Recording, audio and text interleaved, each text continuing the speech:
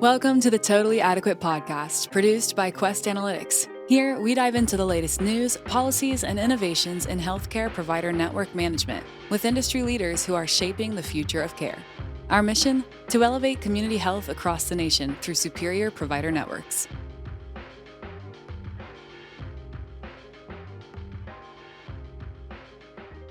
I'm April Beane, VP of Marketing here at Quest Analytics, and welcome back to our Totally Adequate podcast. I'm really excited today to bring to you a previously recorded webinar that we did in conjunction with Becker's Payer Issues Roundtable, and where we brought together some individuals who were ready to talk about what we titled Fix the Data, Then Deploy the Model, a practical guide to AI-driven network design. And in this discussion, we had James Lamb, VP of National Payers here at Quest Analytics, along with Steve Gold. But what's really important about Steve is that we're talking about an industry expert who's had decades experience as an executive VP, as a CTO, and as a Chief Digital Operations Officer. And they brought this candid conversation to light about, in particular, when you're looking for enterprise-wide solutions, in particularly those today with AI and machine learning, what is it that those strategists are looking for, those technical, chief officers are looking for in those solutions? What kind of ROI, what kind of impact do they need to have across the organization? And I found it extremely enlightening, and I hope you do too. Let's take a listen. Hi, everyone. This is Lucas Voss with Becker's Healthcare. It's so great to have you all. Thank you for joining us for today's webinar, Fix the Data, Then Deploy the Models, a practical guide to AI-driven network design. So excited for this conversation. And with that, I'm so very excited to have two wonderful guests today for our conversation today. James Lamb, Vice President of National Payers at Quest Analytics, and Steve Gold, Senior Advisor at Vestar Capital. James and Steve, so great to have you. I want to kick us off with introductions for the group here to make sure everybody knows who you are. James, why don't we start with you? Can you just share a little bit about yourself and your work in healthcare? Yeah, sure. Thanks, Lucas. Appreciate it. James Lamb. So as Lucas mentioned, I am the Vice President of our national payer space here at Quest Analytics. Essentially what that means is I work with our 9 largest health plans in the United States. I have a small but nimble team that works with me to support the typical plans that you expect, the Uniteds, the Humanas, the Centenes, the Molinas of the world. We work directly with those. Been doing this now for a little over 10 years, working, with Quest Analytics. Started out in our Southeast region here at Quest Analytics before actually moving into the national payer role. And I'm excited to be here and excited to talk about, all things network related as it relates to AI and data. Yeah, lots to talk about for sure. Steve, over to you. Thank you, Lucas. Great to be here as well, and great to spend time with you and James on this really important topic. So I'm Steve Gold. I'm a senior advisor to Vestar Capital, a private equity company, as well as being a board director on two private and one public company. In addition to that, I'm a recovering chief information officer. I spent many years being a CIO of companies in a number of different industries. In healthcare in particular, roughly 30 years of my career was spent in various roles in healthcare, working for companies like Medco Containment Services, CVS Health, Healthgrades, Quest Analytics. And it's really been just an incredible journey and really exciting times. Got to work on some pretty important things like the introduction of early therapies for treating HIV/AIDS, as well as bringing to market the first PBM-based internet pharmacy. And what I can tell you, and what hopefully you'll hear about more today, is that we're again at one of these transformational moments, arguably one of the most transformational moments. And it's exciting times to be in healthcare and exciting times to be in IT. Yeah, and that's why I'm so excited to have you both on, because you both bring such a wealth of knowledge and so many great perspectives on this topic, as you just heard from both James and Steve. I do want to kick us off with level setting the playing field a little bit and introducing us to the topic. We have a very competitive healthcare landscape. We've had that for a while, right? Especially payers are under enormous pressure to differentiate themselves to stay competitive. And I'd love to know, James, I want to start with you here. From your perspective, why has provider network design become such a critical area of focus right now? And what role does AI and machine learning to play in this transformation that we're seeing right now? Yeah, wow. So there's a ton to unpack in that very that very statement there, right? So first off, when we actually think about provider network design, right, I think the critical piece to understand is that right in the middle, if I kind of think about this as a hub and spoke, right? Network design is there's cost, there's quality, there's access, there's competitiveness. And when you kind of think about that, a poorly designed network really leads to higher costs, worse outcomes. Your members aren't happy, and you also run into the risk of regulatory compliance. While a well-designed network, right, supports things like sustainable growth, better patient care, and all of those. So when we talk about network design, really, I like to think about those in two buckets, right? The first bucket being what I like to describe as the net new build. It's the expansion type of work that the health payers are actually doing out that, whether it's, expanding into new Medicare marketplaces where they're not at right now, or responding to RFPs and Medicaid for states.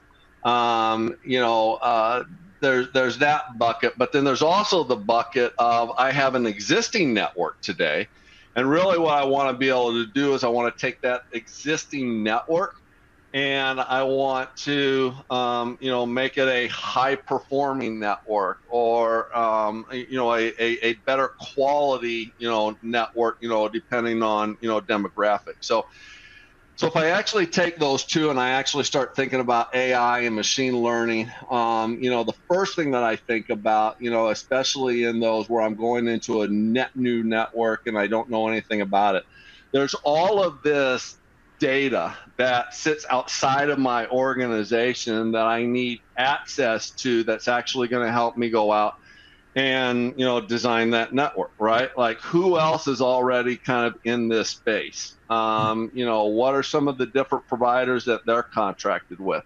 How are those providers? What kind of quality scores do those providers have? What are some of the the cost indicators for those providers? And where does all that data sit? So being able to use AI and machine learning to be able to go out and find that information, find that data, bring it back in, so at least I can actually have a starting point of actually building out this brand new network, because maybe I don't know anything about it. AI really plays a critical role in going out and finding those things. However, if I'm actually looking at my existing network today, AI really helps solve some of the, I want to call it real-time network adequacy assessments, or like real-time what-if scenario modeling, that allows it to go out and predict the impact of provider changes. This actually impacts both the adequacy of your network, but it also impacts the accuracy of your online directory. And as we all know, if your online directory isn't up to date, then you're probably not adequate, right?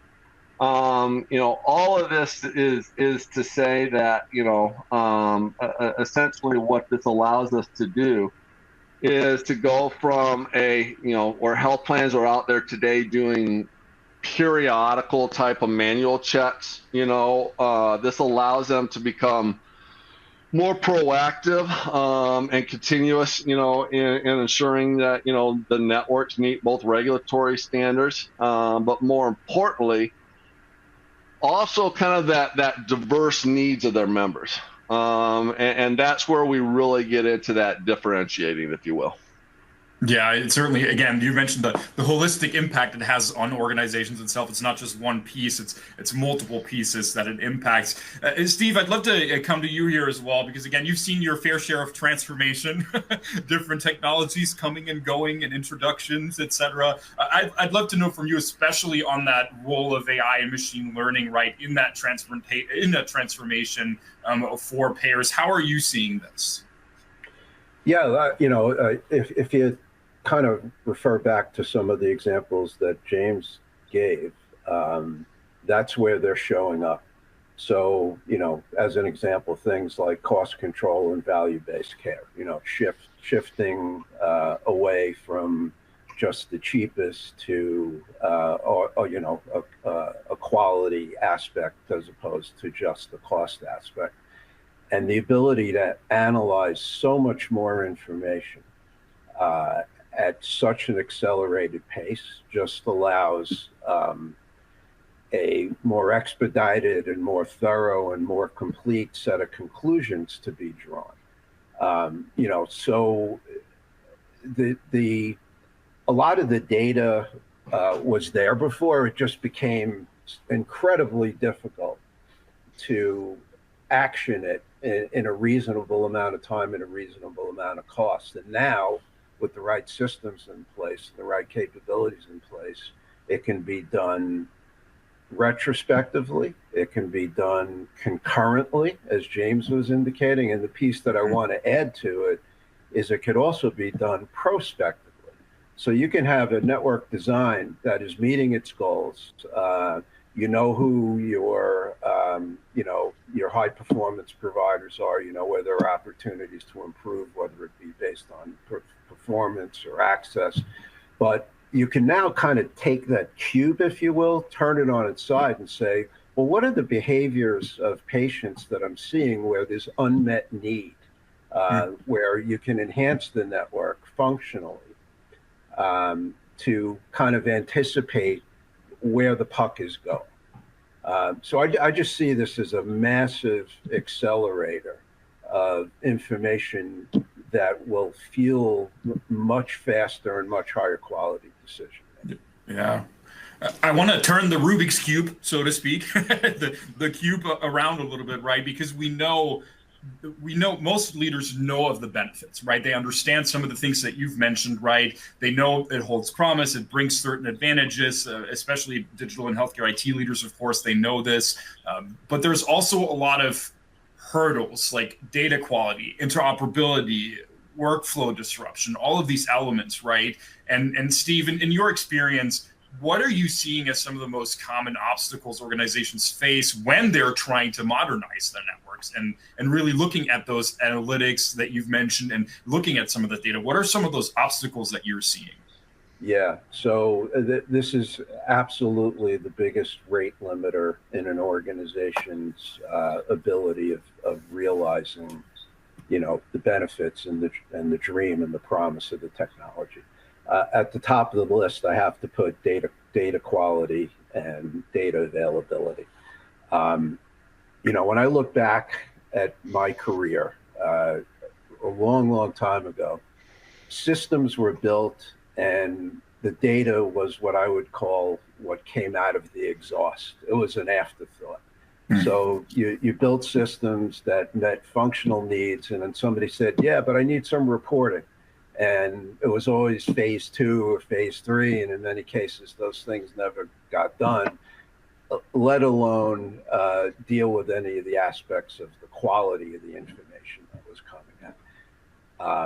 And then as time went on, organizations started to realize that you really need a parallel data strategy and a parallel functional or system strategy. And those two things need to complement each other and need to be in sync and need to, kind of enhance the value data enhancing the value of the system, since systems enhancing the value of the data. I would argue now that that equation is beginning to even invert, meaning data is going to be the primary object, if you will, and it's going to inform what the systems do and what systems need to be built and how they behave. So number one on the list is data quality and data availability. And probably the most important things that organizations can do is build strong governance and stewardship functions into their organizations, meaning they have a formal organization, formal structure, formal policy to say, here are our sources of data, here's how we categorize the data, here are the owners of the data, here are the rules of ownership, and really managing that raw material, if you will, as a precious resource, because that's what it is. Now, I was very fortunate early in my career because I got to work for a company who sold information as their product. So Dun & Bradstreet, right? That's their business, is selling information. Yeah. And literally 30 years ago, they had an entire organization dedicated to data governance, data stewardship, scoring data elements. I mean, it was really quite impressive. That's where I think organizations need to evolve. So data quality, clearly top of the list. Interoperability is the next. We used to joke around about healthcare standards, and I used to say to people, yeah, I love standards. There's so many to choose from. With all kidding aside, though, I think things like FHIR, an industry standard, kind of representation and categorization of data is really important. And in the cases where it's just not there yet or it doesn't work the way you need it to, then focusing on building capability and integrate disparate systems. But in a perfect world, it would be driven through standardization as best we could.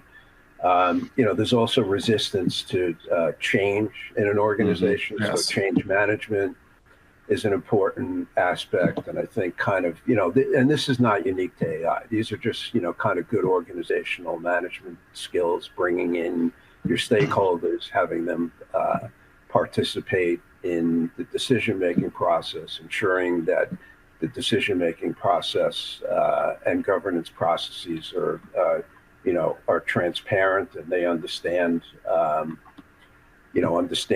what decisions are being made and why. And then the last one I'd add to the list is lack of skilled personnel. And, you look at what's going on. There's so much demand for these resources. They can't only be fulfilled from outside the organization. So organizations need to do training. They have to find the right people who have, the interest, the capability, not just on the technical side, but on the business side as well, because the most powerful resources are the ones that possess both of those skills and can fuse those into, kind of accelerating, more sophisticated capabilities. So, those are the big ones that come to mind. There are others, but I think that's enough. If you can have a strategy for those 4 items, I think that'll go a long way. Yeah, they're foundational. And again, I wanted to come back to the piece that you mentioned earlier in terms of the governance structure. And James, I was wondering if you could elaborate a little bit on that from a compliance perspective, right? How important is that to, again, get rid of some of these obstacles, right? To be able to modernize some of these networks with advanced analytics, right? Well, what does the role of compliance play there, and how important is that piece? It's critical from a lot of different reasons, right? First off, from a compliance standpoint, you have your, whether you're ready or not, because of all the different things that we talked about where, change management is hard and, scalability and infrastructure readiness isn't always there.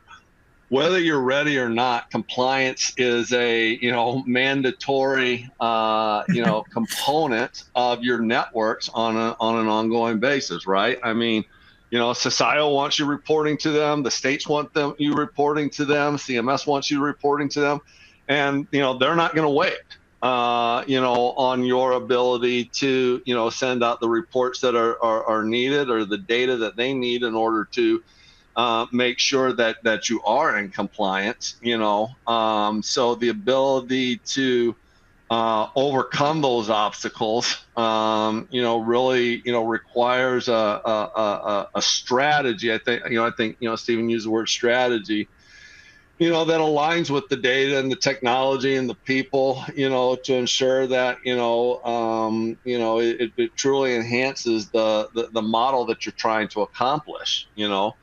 Along with that, I think, if I can kind of piggyback off of a few of the things that, Stephen talked about there, Sure. totally agree with, with the quality component. I mean, but one of the things that I've seen inside of some of the different larger organizations is usually data fragmentation, or all of these different multiple silos of where these data sets actually sit inside of these organizations.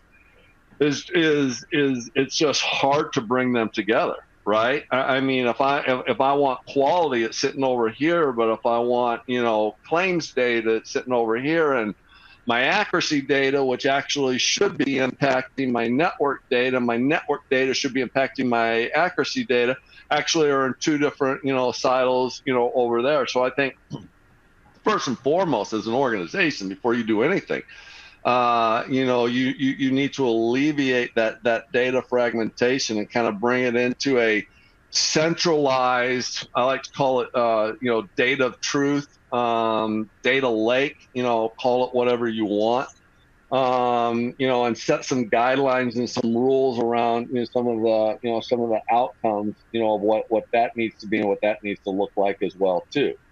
Totally agree with the workflow disruption or the change management piece that Stephen talked about, earlier. Anytime something is new, we all don't like change, right? Like, who does? My wife, brings home a new TV and she hands me a new remote. It's not the same remote that I have. I don't like that change. They can still turn on the TV and get me to the channel I want, but I don't like change. And everybody, everybody's the same way, right? You start to roll out a new analytics type of tool that don't integrate smoothly, that leads to resistance, and resistance leads to slower adoption, and slower adoption leads to you don't get the impact or the ROI that you were hoping when you rolled this out. You mentioned the fact that standardization is really key, right? And being able to, the data lake, right? Making sure that the data goes into the right places. Are there any other strategies or practices that come to mind for you with organizations that you have worked or that you're working with, right? That do this really well, right? That navigate some of the hurdles that we've touched on really well. What are they doing? What are some of those strategies, apart from the standardization piece that you mentioned, that are really key to overcome some of these challenges that we touched on? Yeah, so start with some bite-sized chunks, right? You probably kind of hear me talk about a wise man once told me don't go out and try to boil the lake or boil the ocean. You need to start with some bite-sized chunks, and you need to start with some wins where what you're trying to do and what those outcomes need to look like. Because by putting those types of things as a part of your guardrails, in place, actually, number one, helps speed up the process. Multiple bite-sized chunks as opposed to everything at once. Everything at once, sometimes nothing gets done, right? Bite-sized chunks, then you're able to actually track and manage the outcomes. And as long as you put some guardrails around that, you start to see movement, you start to see momentum. The folks around you see momentum and they see movement, and everybody gets excited about it, and everybody actually gets behind it. Yeah, what I love about what both of you just highlighted too is the fact that it can't just be one thing, it can't just be one focus. There's so many elements to this that have to be considered in order for this to work, right? And none the least being the change management piece, which we'll touch on here in a little bit. But I want to come back to the data piece that you both touched on, right? We talk about, bad data in, bad out, right? We talk about good data being, you both said good data being sort of the prerequisite to really drive meaningful outcomes. You need good data to be able to have those outcomes that everybody's looking for, right? And James, I want to stay with you here too. Mm-hmm. How can organizations identify, clean, and then also prepare that network data so that these tools, these great tools that everybody's using, right, actually deliver the results and the insights that everybody wants to see? Yeah, so I think there's a couple of different things that you can do. I mean, I think first and foremost, it is about identifying reliable, relevant data sources that are out there. There's a lot of different data sources out there, so really being able to identify where those are. And even where those exist with inside of your organization, and then verify them for their integrity and for their compliance, right? And then you need to start to clean and standardize the data. We do this a lot in here inside of Quest Analytics, where customers send us their data, and there's some very simple things that we do when they send us their data. Number one, we remove duplicates, we look for missing values, and align those to some of the different, looking for some of the different, industry standards of if an MPI is supposed to have 9 digits, but it only has 3 digits, is all, it's some of those very simple things. Preparing, that data for AI also means structuring it, properly. Build out data lakes as opposed to data silos. I believe collaboration is key, inside of data, whether it's collaboration with your peer partners out there, right? I mean, when we talk about provider data accuracy, I believe collaboration with your peer partners out there where health plans are working together to try and clean up the provider data information that is out there. It's a lot better than one organization trying to tackle it all by itself, because at the end of the day, we're all trying to accomplish the same thing, right? Better outcomes for members. What better way to provide better outcomes for members than to collaborate with some of your peer partners out there? Find a vendor partner that's also working across the industry. We just happen to be fortunate enough here at Quest Analytics, where we work with 400, different, payer partners out there, and have access to that kind of data, So, and then finally, we talked about it earlier. That strong data governance is key. Assigning ownership, tracking quality metrics. And maintaining continuous validation, you need to be, disciplined, in that approach, in order to get it to work. Yeah, Steve, I'd love to know in general. Obviously, giving you a chance to react here to what James just said as well, but just in general, do you feel like organizations have more of an understanding of this, of what James just described, the importance of all of these things? Being, again, it seems like everybody knows, bad data, good data, but is there an understanding for folks of what this actually means from your perspective? I believe the gap in understanding is the narrowest that it's been in my time in the profession.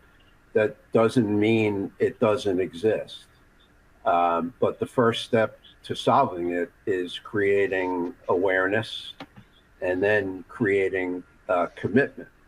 So I think the awareness aspect of it, like I said, is probably in the best shape that that I've seen, because it's no longer optional.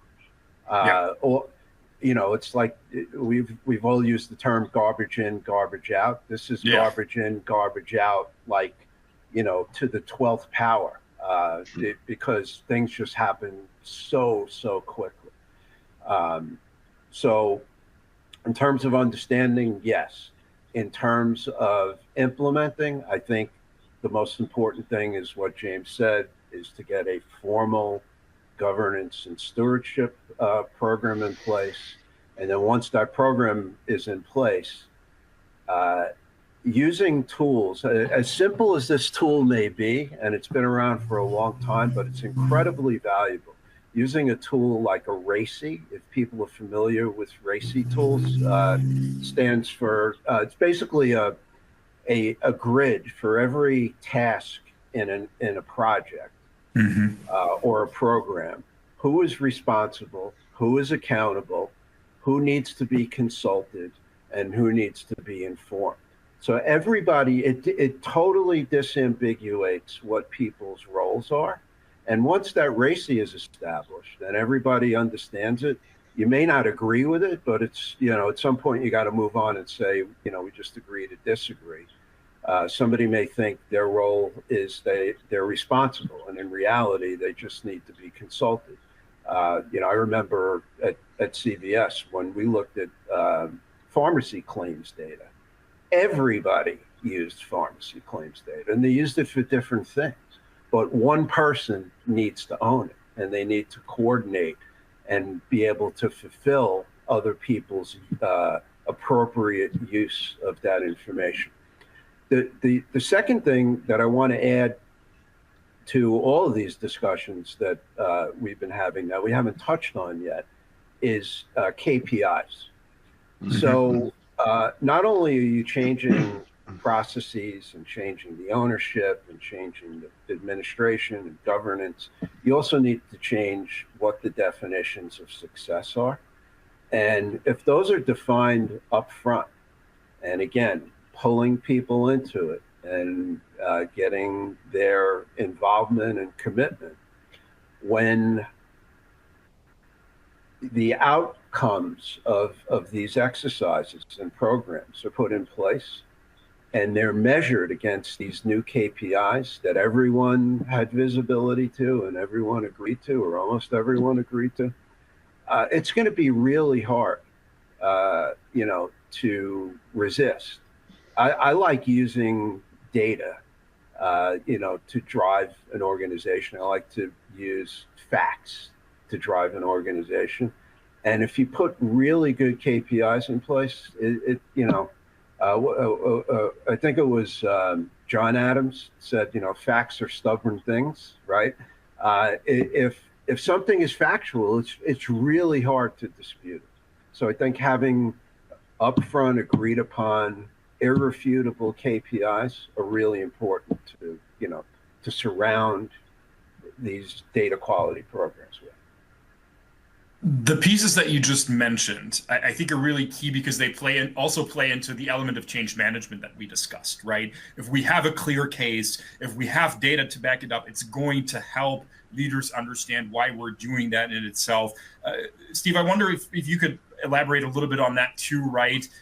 From your experience specifically, what other things help move a leadership team from really skepticism to adoption, right? You touched on a couple of things, which is, again, you need to prove the case to a certain degree, but what are some of the other things that can help in really driving that change to an AI-driven network solution?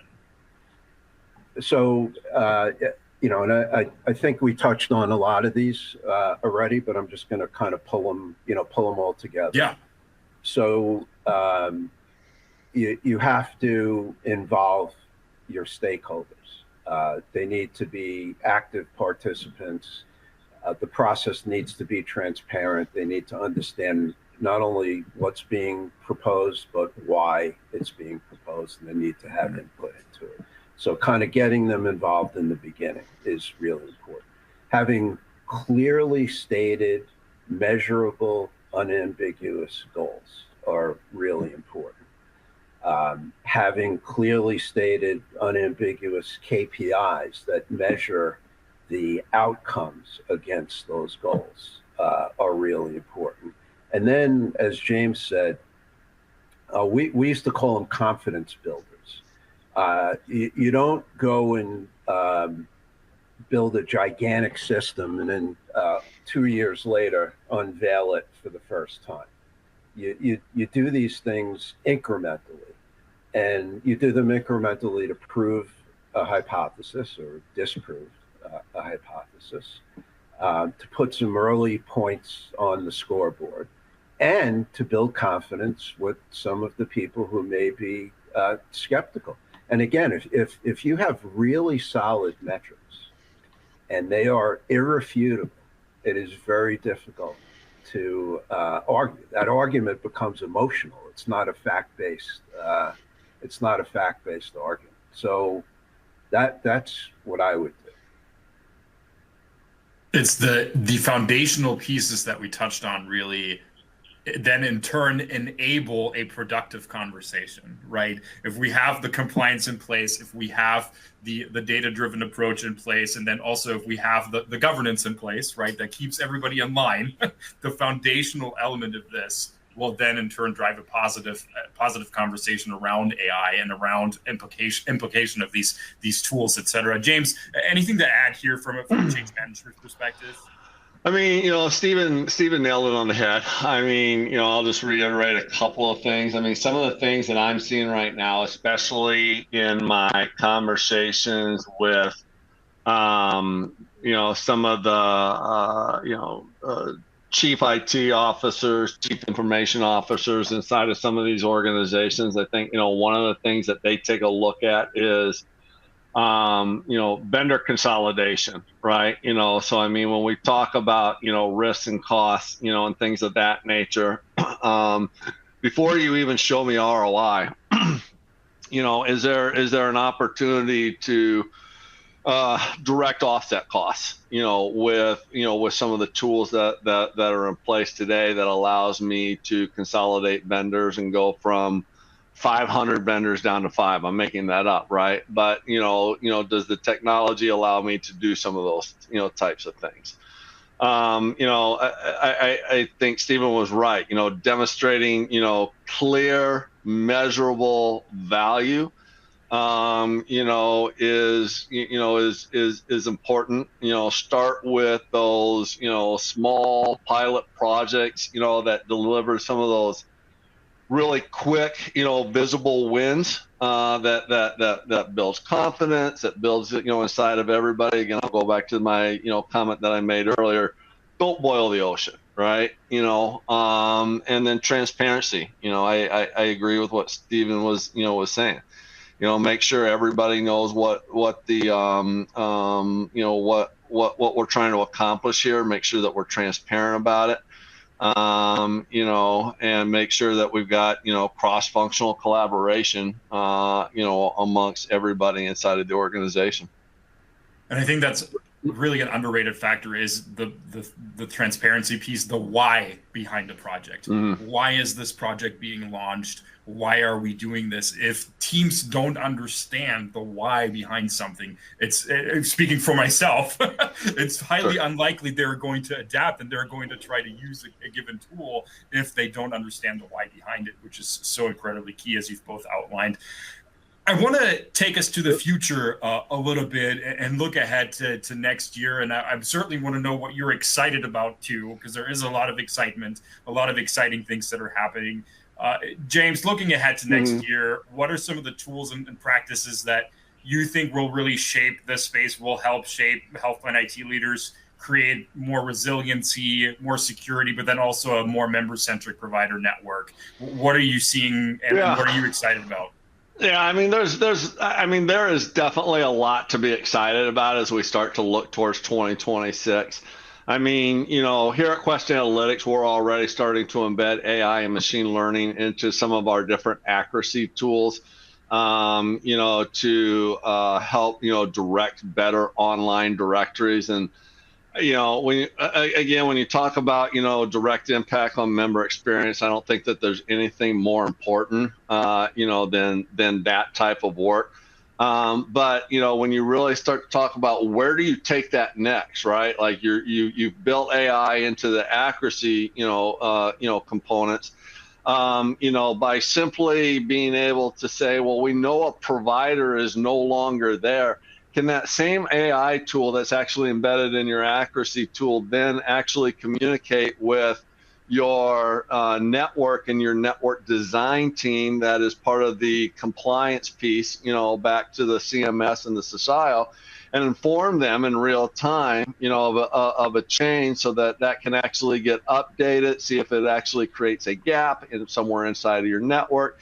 If it creates a gap, can it then tell you who are the best based off of the rules that you've actually given it? Give me the highest quality provider, give me the best cost, cost provider, whatever it may be. Serve that back up to you to be able to actually then, be able to in real time be able to manage that network. I think some of that type of work is pretty exciting, with accuracy informing adequacy, adequacy informing accuracy. I think persona-based tools, that are powered by AI, is something that's very interesting right now.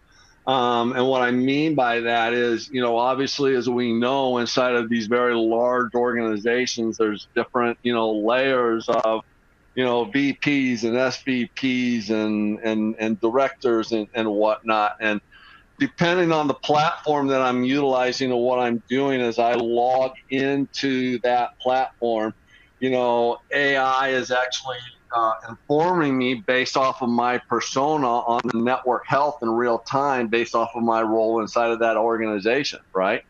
So I think, some of that, is pretty cool. And again, predictive analytics to expose risks of network compliance, mitigate gaps. I think we talked, a little bit about those.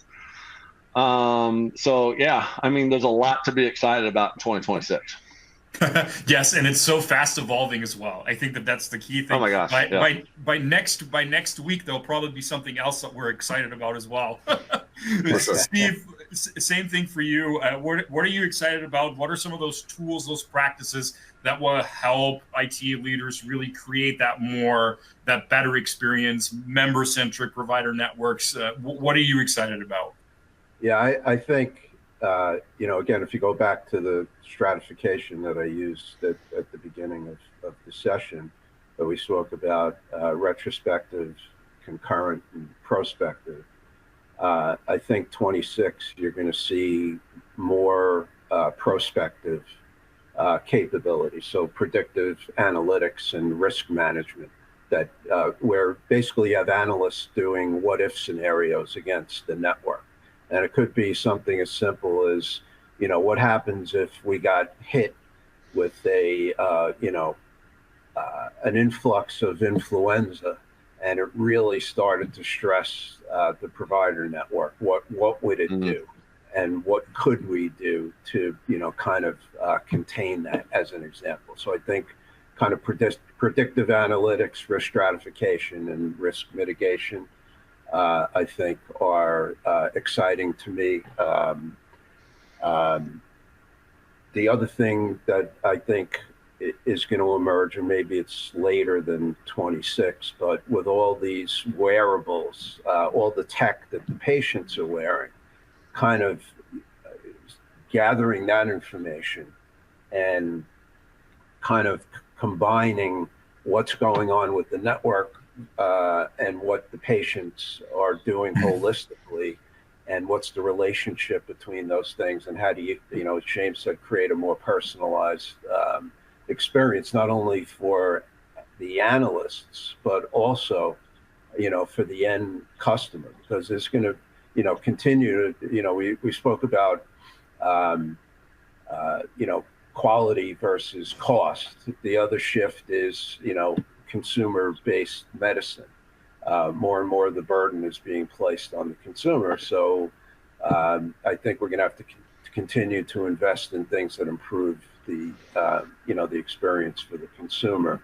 And then the last piece is just, this isn't revolution, it's evolution. is the continued maturity of the platforms and the tooling that allow the data to be more standardized. Those are the three big things for me. Yeah, and I think. Yeah, go ahead, James. No, I mean, Steven just made me think of something. I mean, if we actually go all the way back to, one of the things that we talked about earlier, around, network design and, how important it is for organizations to change that, when you lean into this predictive analytics model, which Steven's exactly right, you can also then start to look at, shifting from a one size fits all type of model for a certain population to a more segmented kind of specific design, analyzing things like demographics, chronic conditions, socioeconomic factors, to predict that specific mix of providers that are required to meet that specific population. Yeah. It has so much, like you said, we've mentioned it earlier, it has so much impact on the equity piece too, and the value-based driven trends that we're seeing in the industry itself as well. And Steve, I love that you mentioned the wearables, because again, it underlines the fact that we're only going to get more data. Our devices are only going to get better. They're only going to provide organizations or whoever we're working with more touch points to be able to say, okay, what is this person actually doing? How can we best help? That's really an important piece. And those wearables are providing real-time signals, right? So, a lot of healthcare data still is not real time, and I think that's going to change, right? So when you have claims processed outside of pharmacy, most of the time those things are they're processed in batch. It takes days to get a claim processed. The antithesis of that is a wearable. It's like literally microsecond transactions. So, kind of rationalizing that and integrating that is going to be both exciting and challenging. Yes, but exactly. Challenging and exciting at the same time. I agree. Well, Stephen, James, what a fantastic conversation. Thank you so much for taking some time for us today. I want to leave the floor to you for us here. Anything else that you want to mention that we might have not touched on that folks would benefit from, especially those that are listening from organizations that are maybe in the first steps of trying to look at this? Anything else that we didn't cover that you want to share? James, we'll start with you.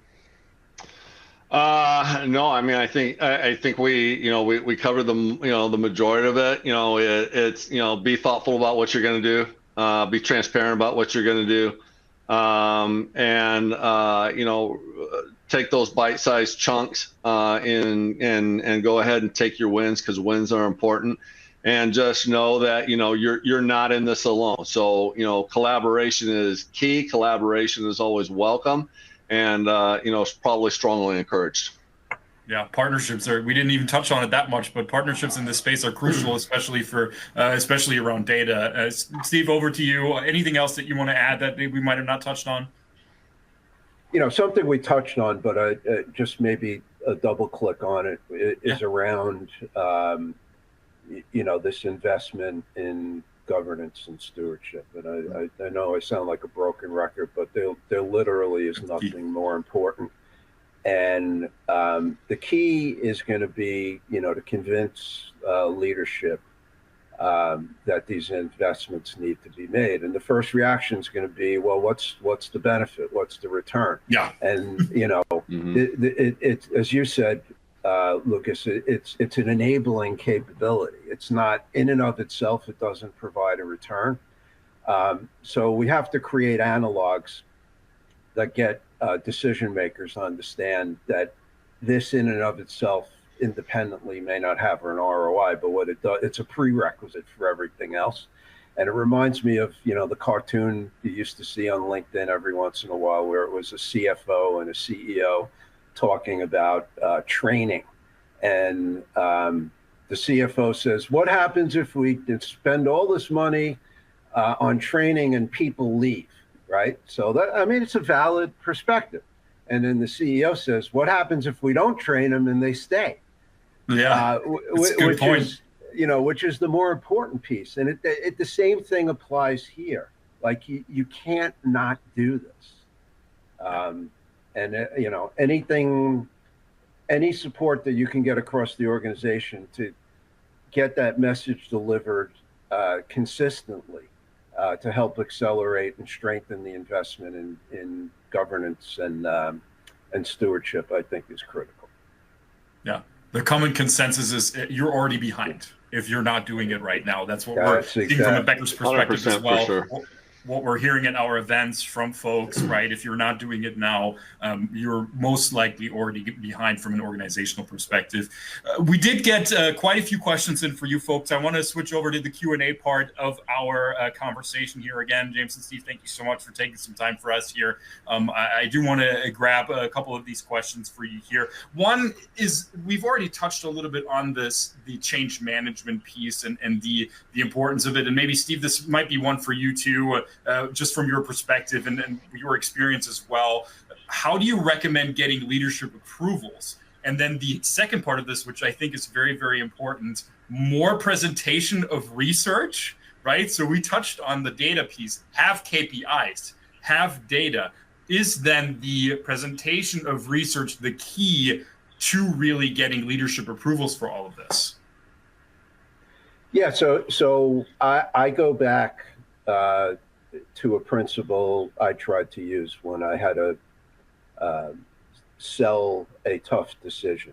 And by a tough decision, meaning something that, wasn't clearly understood by everything. Two things I always tried to do. Explain it in terms that a layperson will understand. So what you don't do is you don't walk in to senior leadership with talking about standardized data models and data duplication and data completeness and all these things that they have no idea what you're talking about. Give them real life examples and use layperson's terms. And then the second is in terms of the research that is being referenced. The more proof points that you have and the more data that you have brings you closer to making the argument irrefutable. So those are the two techniques that I always try to do. Keep it simple so that people who are not in the profession can easily understand what you're trying to accomplish. And then back that up with, there's a little programming language called if this, then that. Use an if this, then that model to explain why things need to be done and what the benefits are. So in other words, you say, if you do this, then this is what happens. If you do this, then this is what happens. If you don't do this, then this is what happens. Yeah. Just make it as simple and straightforward and bulletproof as you can. Yeah. Explain it to Lucas Voss at Becker's Healthcare. Think about that, right? That's the most important part. Well, yeah. Explain it to me like I'm a 5-year-old. Like exactly. There you go. That's the best part. Yeah. James, anything to add here?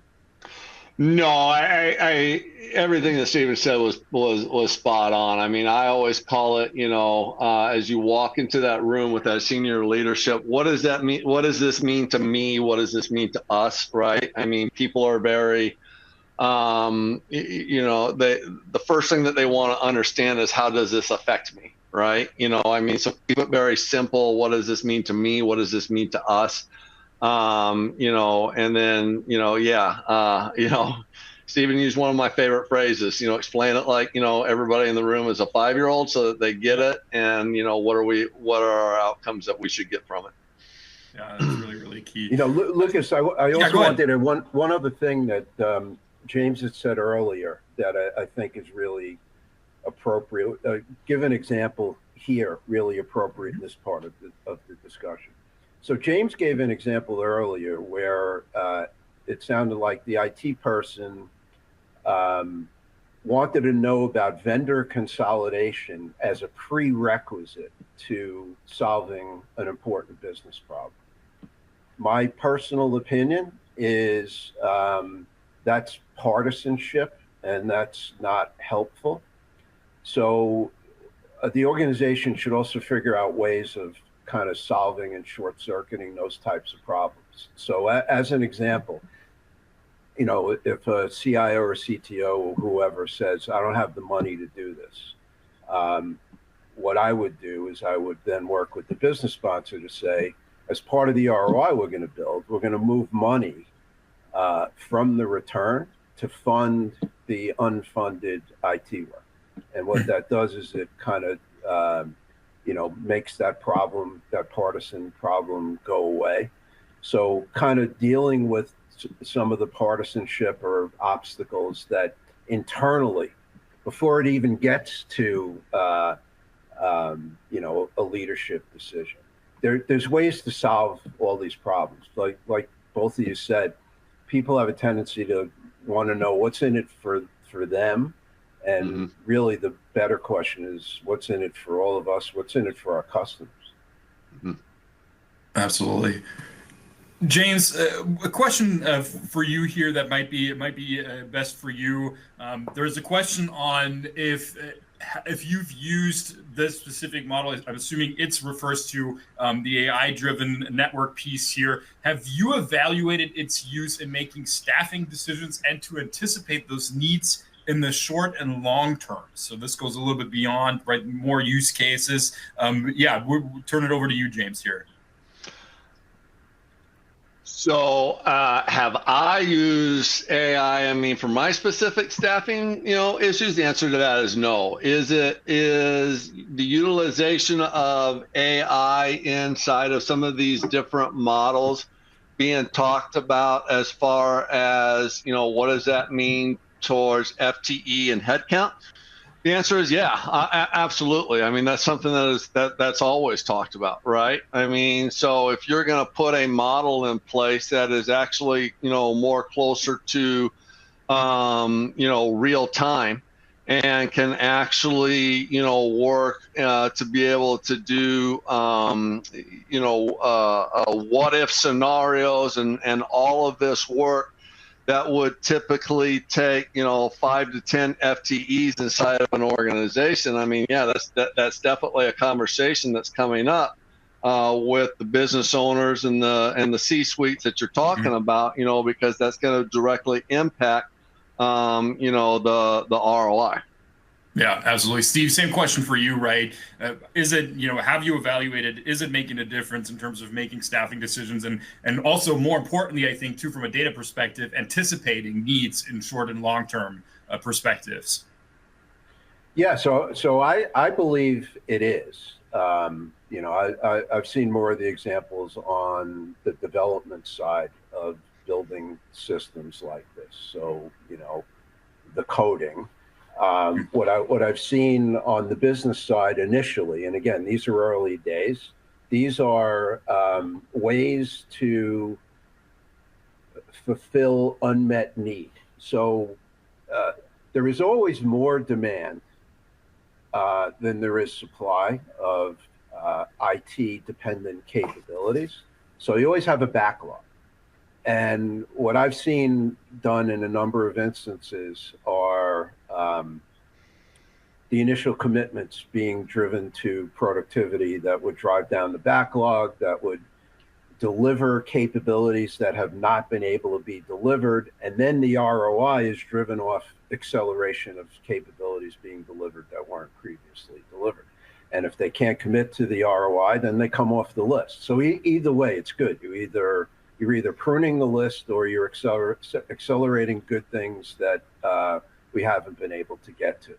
I think over time, and it's not like enormous amounts of time, but over time, you're going to see productivity improvements that allow resources to either be reassigned or attrited out or ultimately reduced. You're seeing it in the tech companies now.